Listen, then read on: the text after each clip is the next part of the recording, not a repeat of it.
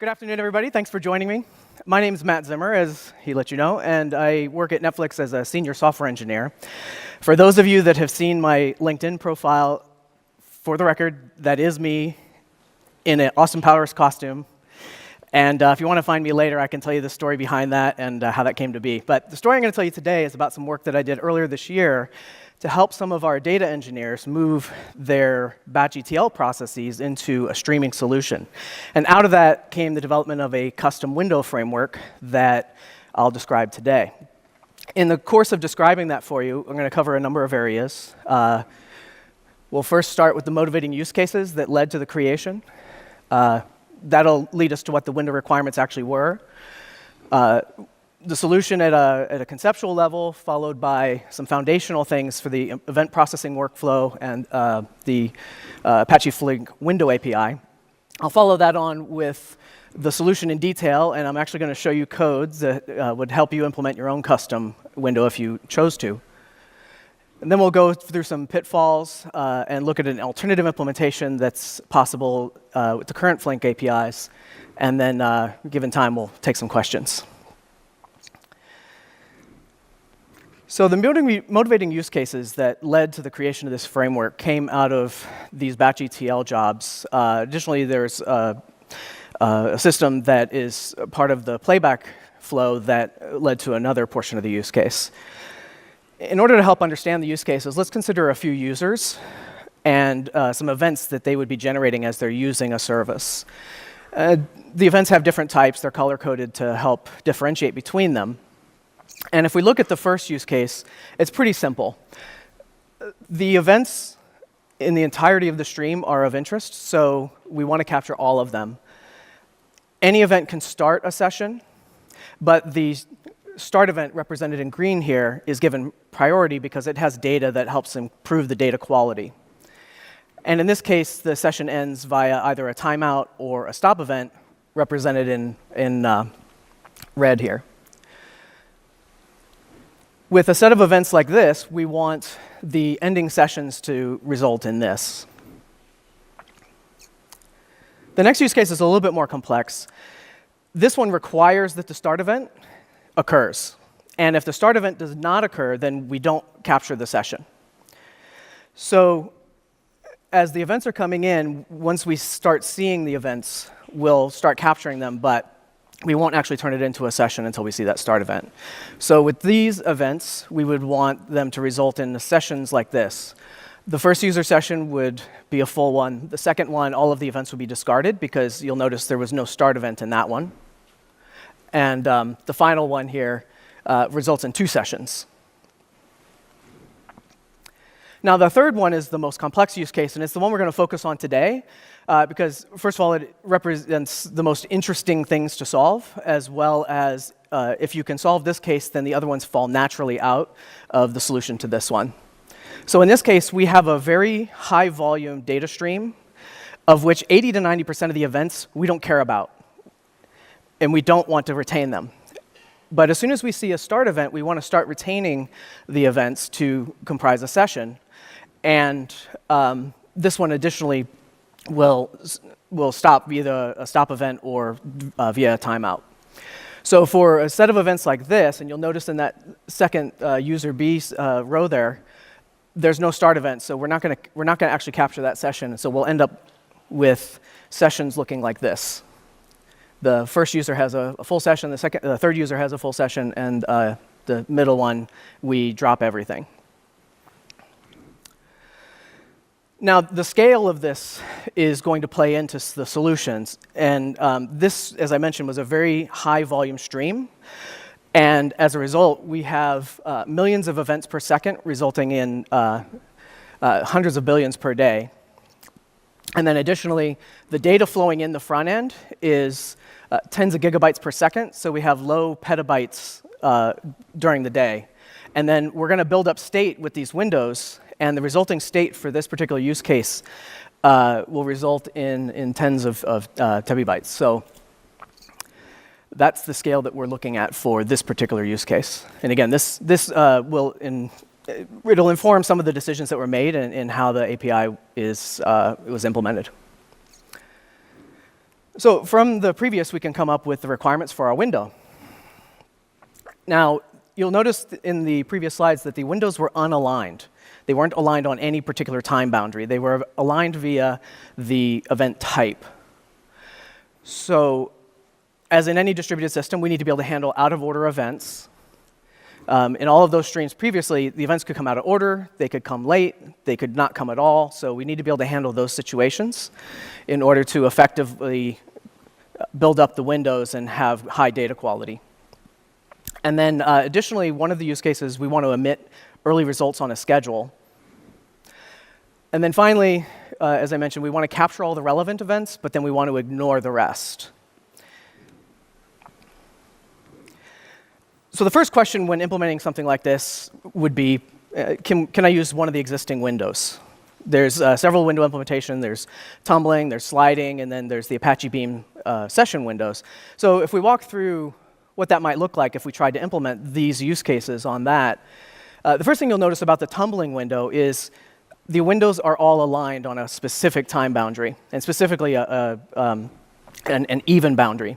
So you have events of your session spanning several of the windows that are created as a result. And if you tried to use the tumbling window in this case, you would end up having to do a post-processing step to reify those into an actual session. So you're kind of back where you started with ETL. So this one's out. Now for the sliding window, there's maybe some potential here, because if we look at user A, we have the first slide, and we have one of the events come in.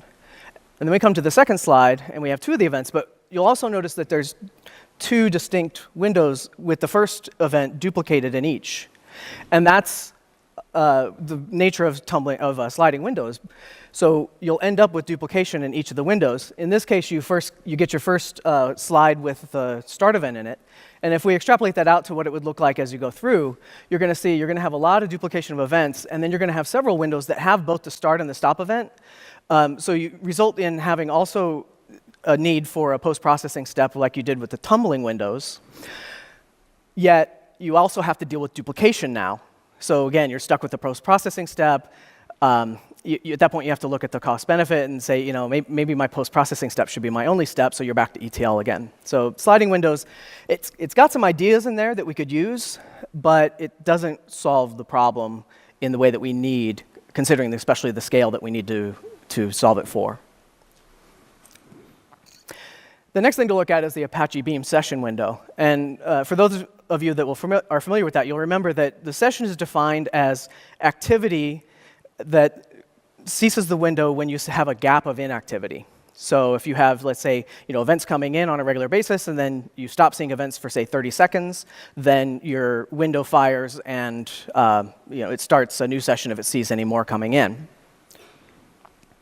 So if we look at that using user C in this case, we'll have the first event come in. The second one will come in, and that will expand the window boundaries to the two events. The third one comes in, and we'll have the three events. Now here's an interesting scenario. You have an event that's going to come quite a bit later. And depending on your gap, you could get a couple of different results. So if you remember, this is what we want. But given the definition of activity within a gap, we could end up with, if we had a short gap, a window looking like this. So we'd have two windows. The stop event would be associated with the wrong set of events. Or if we had a large gap, we would end up with one global kind of window. So the Apache Beam, again, we have this notion of we're expanding the window boundaries as we see events that belong. So there's some ideas there we can use. However, it doesn't solve the exact problem that we're trying to solve. So let's walk through the solution at a high level. If we'll remember our requirements. We have unbounded windows, bounded by a type. We want to emit early results, and we want to gather the relevant events and ignore the rest. So the solution, 10,000. I'm in Europe. I should be using metric. So the solution at 3,048 meters. We're going to kind of look at it at a high level here. So if this is our event stream from earlier. And so we're going to kind of end up with a situation like this at the end. This is the goal state. So we'll have the first window come in, and you're going to see some similarities to the sliding window. The second event's going to come in, and this is also similar to the beam in the sense that the window expanded, in a sense. So it comes over to the third event. But at a certain point, we want to say, we've explored this set of events enough, and we want to start a new window that moves forward a little bit. So what we want to have is we want to have happen where we kind of close out the old window, and we start a new one where we can start exploring if we're going to have a start event in that set of events. And then, of course, the watermark is always progressing. Depending on how you've configured your out-of-order handling, it'll be trailing by some amount to account for events that have come out of order. So we'll progress a little bit further. We'll come in to have the third event, the first one staying static, as you notice. And then finally, at a certain point, the watermark's going to pass the end of that window, and we're going to purge the results. Now, in this case, we don't want to actually fire the window. We don't want to have the window function actually process these events. So we'll just let them fall out, purge them, and do nothing with them. So again, we've hit a boundary of exploration for this set of events. Doesn't look like it's going to be promising, so we start a new window and start throwing events into that. And again, and you'll notice there I didn't progress the watermark. And so this is something that's really important as you're implementing your custom windows, or if you're working with Windows at all, it's very important to understand how time progresses in the system, especially when it's an event time system. So the watermark will progress at the rate of the slowest operator in your system. So if you have a back pressure situation along one channel in your system, your watermark may not progress for some time. And then once it catches up, you would see something maybe like that where it jumps forward. And in this case, we purged the events that didn't work out. And now we have an interesting case where now we've seen a start event. And if you remember, for this use case, the start event is required, and that signals that we actually have a valid window, and we want to then start processing it for real. And in that case, we transform the window into something that we're going to actually retain and process. So we set a new window with the full timeout duration. And then in the case here, we have a stop event. So we're going to want to fire the window once we see that stop event, but not at the timeout. So once the watermark progresses past that dotted line next to the red one, we want the window to fire, evaluate the results, and send it on down to the consumers. It'll be helpful to have some foundations for those that aren't really familiar with the window framework for Flink. And we'll start that with walking through the event processing flow. The first thing that an event goes through in terms of windows when it comes into the system is the window assigner. And in particular, it comes through the assign windows API. If your windows are of a merging type, like the ones that I showed you just a moment ago, it'll pass through the merge windows API, and then it'll move on to the trigger handlers. So the trigger handlers will give you a chance to process the element, and it will allow you to set timers for later evaluation. So the first one, it goes through, and every event that flows through the assign windows API will come into the on element. And then additionally, if a merge resulted in the merge windows call, then on merge will be called. But if a merge did not occur, then it won't be. And then finally, we have the trigger timers. Any timers that you've set up during the on element or the on merge will then fire. So processing time timers, the handler for on processing time will be called, and obviously for event time, the same thing will happen. And then finally, if you've told from the trigger, if you've returned fire or fire and purge, you'll eventually have you'll actually have a chance to evict elements as well. And you have two opportunities. One happens before your window function is applied, then your window function is applied, and then finally, you have a chance to evict elements after it was applied. So for the Apache Flink window API, I'm going to go through this pretty quickly, because we're going to look at it more in detail as well when we go through the implementation portion. But it'd be helpful to have the overall view. So the first, of course, thing for a window API is the window API. So we have this abstract class here that has one element that you need to, or one API that you need to implement, which is max timestamp. So max timestamp is important for how the windows operate within Flink's window runtime.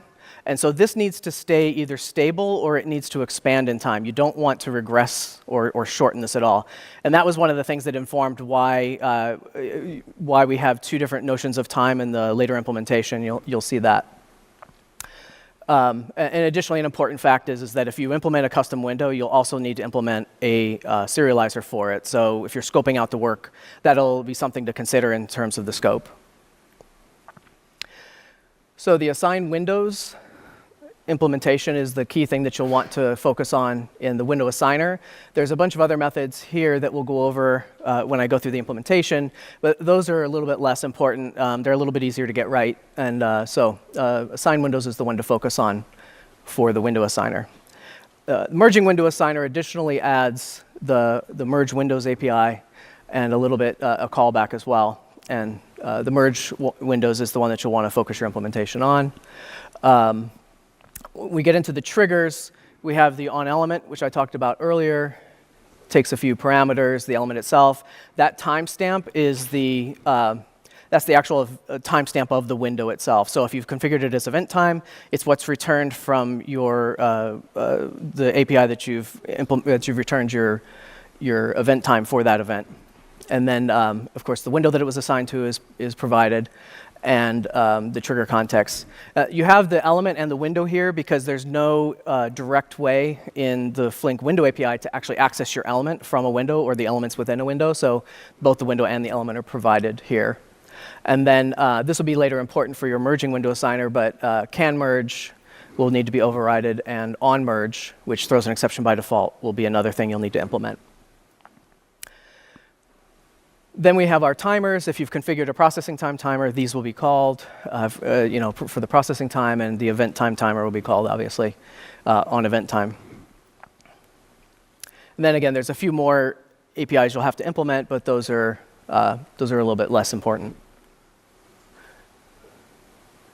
So this is some additional APIs in there that we won't focus on quite. The context here is more that's for your use as you're implementing the other methods to set up your timers, delete your timers, etc.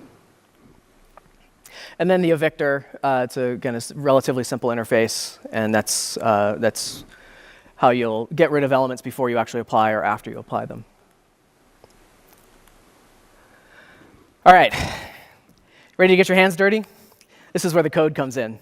So I'm going to warn you, these slides are a little bit busy in terms of code, so don't try to read everything. If you do, you're going to end up being cross-eyed, and people will be confused when you're walking out and bumping into things. So I'll help you focus on what exactly is the most important. And then these slides will also be posted later. So if you're madly trying to scribble notes, don't bother. You'll have access to the information on the slides sometime after the talk.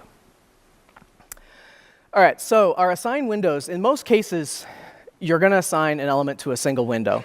The notable exception to that was the sliding windows. If you remember, an event is assigned to every single slide that it falls within. So that one, you'd end up returning multiple windows for a single element. In most cases, you can copy and paste this and you'll be good.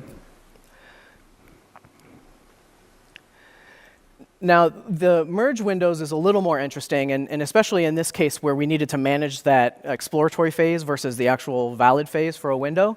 And so I'm going to dig into the calculate session window here. I'm going to dig into that in later slides. There's some interesting things there. But the rest here is once we get our session window, we know what our bounds are, and so we're going to take the merge candidates and we're going to filter out all the ones that fit within the bounds, and then we're going to call the merge method on the merge callback that's passed into us. And a notable thing there is that it expects that you have more than one element in your candidates. It'll fail fast, but this is just something to know, just avoid so you don't have to deal with diagnosing it. Just make sure that there's always more than one element in your merge candidates before calling the merge API. And in this case, the first parameter is the windows that you want to merge into the second parameter. The window required API is very complex, as you can see. So we're just going to return that max timestamp. And as I mentioned earlier, remember to keep that either stable or extend it. I learned that the hard way. Alyosha didn't expect me to abuse it in the way that I did, and so I ended up with a really bad memory leak because I was, in one of the initial implementations of this, I had, when the end event came in, I would change the max timestamp to what it actually was, and sometimes that would regress behind the watermark, and the runtime expects that not to happen, so ended up with a memory leak, and took a little bit to figure out what was going on. But Alyosha put in some eager failure on that. It detects the condition happening now, and so you'll actually get a notification, but it's something to keep in mind. So the other thing to keep in mind is that your window is used as a key into a number of structures. So all the warnings about equals and hash code apply here. So you'll want that to be stable, and as you evolve your code, you want to make sure that you keep that up to date, because you'll end up with some hard to debug issues if you don't. So something to keep in mind.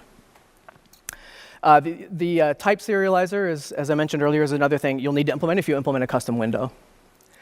And if you can return true from this method, it will simplify your life greatly.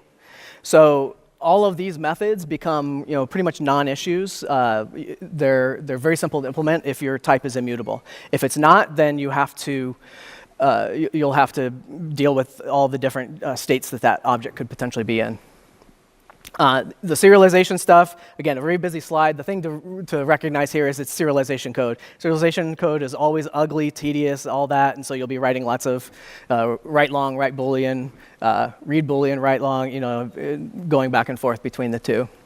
Again, if it's there's a overload of deserialize. If you have object reuse enabled, this gives you a chance to have a little bit smaller memory footprint. But you can reuse your other deserialize. Additionally, copy here, I have implemented this in a less efficient but much more maintainable way. So I'm just reusing my deserialize and serialize method. If your analysis showed that this was a bottleneck or a problem, you could always do something more optimal. But for maintainability, this is a good approach. And then finally, because the type's immutable, it makes all of the equals, can equal, and hash code methods easy to implement. And introduced in 1.3 was the ability to do migration of snapshots in terms of, and so there's some APIs there that will help you implement a compatibility strategy. It's beyond the scope for today, so I'm just going to gloss over this, but it's just something to be aware of as you're scoping out work if you decide to implement a custom window. And finally, popping back up to the window itself, I described to you earlier, there's this end event versus the max timestamp, and so this provides the capability when you get the end event to actually fire the window, but then let the Flink runtime behave as it expects to. So I add an end event, an end timestamp, a start timestamp, and an evaluate flag. The evaluate flag, if that's false, in this case, it won't call fired. It would just call purge. And the end timestamp gives us the notion of when the stop event's there.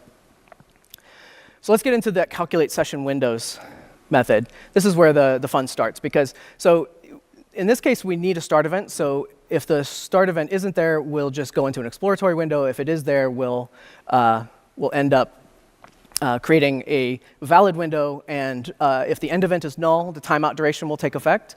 And in this case, we're telling the system to fire this window. So we'll send it on to the window function. And in the case of the exploratory window, how I manage this, finding the point where let's start a new window that's disjoint from the initial one, is this find closest to midpoint by start time. So I look at the start times and of all of the windows that are active, and I find the one that's halfway there, and I will then choose the window that's closest to it above, preferring, but below if there's not one above. And so this is how we get to that point where we have a window at the beginning, and then we start a new window, because eventually you're going to get one that falls outside the bounds of, you're going to find one at the midpoint that falls outside the bounds, and we'll start that new window. And so kind of popping back up to the overall, this is where we calculate, we filter to get everything in the bounds, and then we merge. And so this is where, again, as I was saying, we have our window here. We finally see one that's the closest to the midpoint one is outside the bounds of the original one, so we start a new window. And then in this case, when we see in the start event, we transform it. We set evaluate to true. We set the timeout, and we have a full window. That brings it to the triggers. And in this case, ours is mergeable, so we overload can merge to return true. And then in the onMerge method, we register an event time timer to the end timestamp rather than the max timestamp. The onElement method, the important thing here is this trigger context get current watermark if it's greater than the timestamp. We're managing some state about whether the window's closed, because the window will still be active inside Flink's runtime until the max timestamp expires. So if we manage the state of the window being open or closed via some of Flink's state. So if it is, we'll just continue. If it isn't, we'll trigger the window. When we trigger the window, we'll update the closed state. We'll remove any early firings. And then we'll, depending on what evaluate is, we'll fire and purge in this case, or just purge. Depending on your use case and whether you allow for a late events, you may just return fire rather than fire and purge, and then handle the purge in some other way. And in this case, our remove, we set some state to say, hey, we don't have any state anymore, and remove the processing time timer so it doesn't fire. So in the case that the watermark is not past the end, then we force the state to open. We continue. We register an event time timer, and we register any early firings. And for our register early, again, it's very simple. If it's not set to evaluate, or if we turned off early firings, then we return. And otherwise, we'll get the early firing. We'll update some state in there. We'll register the processing time timers, and then we'll update the early firing state. And so on event time, if the time doesn't match, these times are basically a key for the firing for the timer. And so if it doesn't match your window, you just skip it. And then additionally, if that isn't the case, then we'll either continue based on the closed window, or we'll trigger the window. Similarly here, if the window's not set to evaluate, we'll continue. If it is, then we'll fall into here. We'll update the early firing. So if we've fired once, we want to set it to the next interval. And so in this point, we'll update it. We'll reset our processing time timers, and then we'll update our firing state.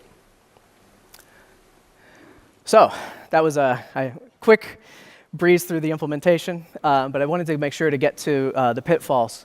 As I mentioned earlier, Windows equals in hash code. You'll want to make sure that you keep those up to date. This is a point in Scala's camp, because if you're implementing a case class, it just happens naturally. But if you're using Java, make sure you keep these up to date. Metrics and logs, this is really complex, especially if you have a lot of activity. So just make sure you have plenty of metrics. That's going to be your primary diagnostic tool, but then also have logs so that you can kind of dig in once you start to see. But this is something that a lot of people will overlook, and you should not. You'll pay a little bit of penalty for the actually logging and incrementing, but the metrics, but it's something to do. The event design. Now, some of these, as I mentioned, you have to have the start event, and that's because it has data that's really important. As much as you can spread the data across your events such that no one event is more important than the others, or you can utilize and still get good data quality with a subset of the events, that'll simplify your life, because data loss happens in distributed systems, as we all know. And so if you can design your events such that it can tolerate that, it'll be good. And then large state. We built up a lot of state, tens of tebibytes of state for this system. And so incremental checkpoints have helped a lot with this. And there's some things in the pipeline that are going to help with the recovery side of things. But having that much state is going to affect how you deploy and the size of your cluster and things. So that'll be something to consider as you're implementing and thinking about rolling this out, is what is your architecture, what does your deployment need to look like? And finally, it's always good to look back and see, like, now that I know what I know and what's existing today, how would I do it differently? And so with some of the evolution of Flink, there's one real winner here. I was implementing this around the time of 1.1. 1.2 was kind of nascent. It was still in the beginning phases. And so the process function had not come in yet. It came in towards the end of the 1.2, just before it was released, and it was released with it. And this is an obvious choice if you have some of the complexities that I talked about today for this custom window framework that I implemented. And so it should be a starting point. I mentioned earlier, let's look at the standard window types. If that can suffice, use those, but also look at process function. That would be a good start. And then only then, if none of those can handle it, go through the expense of actually implementing your own custom window. And with that, I think we have a couple minutes for questions.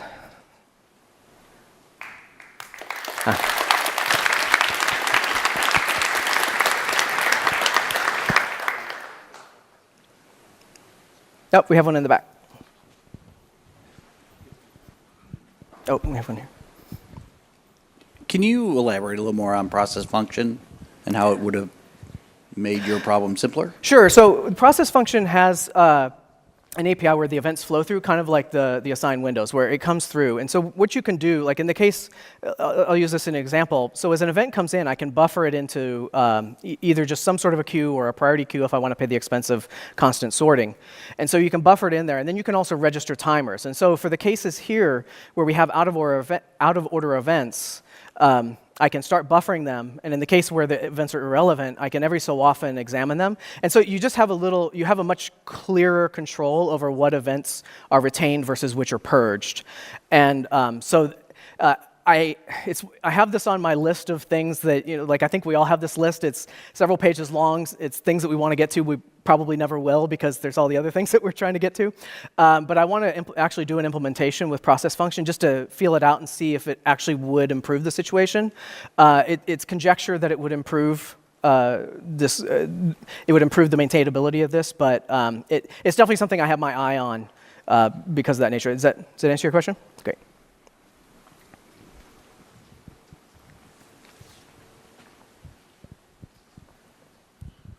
I am thinking whether the complex event processing library of Flink might be of help here with these tricky windows, because some of your requirements for the windows sound kind of similar to some of the primitive operations in the complex event processing library. Mm-hmm. So maybe one pattern match could be one window. Do you think this is a possible approach, maybe? I have to admit, I don't know the CEP library well enough to be, so I should add that to my list of things to look at in terms of simplifying the implementation.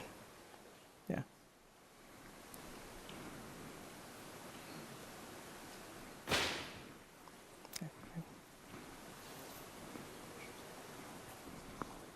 Yeah, here, yeah. I was just wondering where you kept this petabytes of state. So in the case of this is the petabytes that's coming through. That's the actual volume coming in. It's now the state that we actually keep is in the tebibytes level. So it's kept because we're sessionizing these events in order to do additional processing on them. To, for example, train recommendation models. And so we need to keep that state because we're going to pass it down to consumers that are then going to use it for complex processing. So maybe that would give a uniformity as well. We could do some of that implementation directly in line. But yeah, does that? Where did you keep it? Sorry. Physically, where did you put this? Oh, physically, where do I keep it? So it's kept in the Windows state mechanism. So it's handled by Flink. So depending on your backend, in our case, we're using the RocksDB backend, so it's kept in RocksDB, and then some portions in memory, obviously. So yeah, and then it's backed up off box, via a distributed file system. Yeah.